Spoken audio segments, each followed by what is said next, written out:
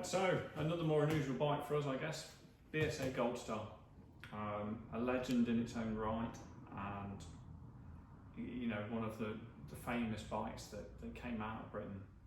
I guess something that's kind of almost funny about this is the fact that we're not known for our styling here in the UK. The Europeans have really got that one covered, but accidentally, shall we say, BSA made this what I think is one of the best looking bikes produced.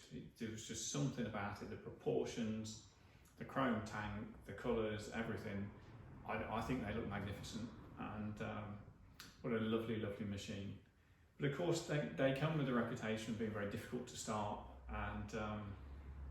and that was pretty true. A good friend of mine's happy to admit he owned 3 BSA Goldstars and couldn't start any of them. They were notoriously hard. That said, I also had a customer here that was in his 70s, used to come on his Goldstar and he'd walk out and it'd go first kick and he'd ride off on it.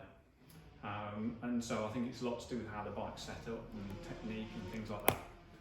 Interestingly, this bike has had some quite nice modifications. This actually got electric start fitted, so it makes it a much more usable machine and much easier to start. It's also had a McCune carburettor, which, yes, it's not standard, but it works, it idles, it starts, it's better. The original GPs didn't really have an idle circuit, and it made them much harder to sort of start and idle and things like that. Also, this has got the sort of higher bars on it instead of the clip-ons, which is not as nice looking, but certainly much more practical. And so, you know, yes, it's not the most standard machine we've ever seen, but it's certainly very usable, very comfortable, very practical, and I think it still looks great.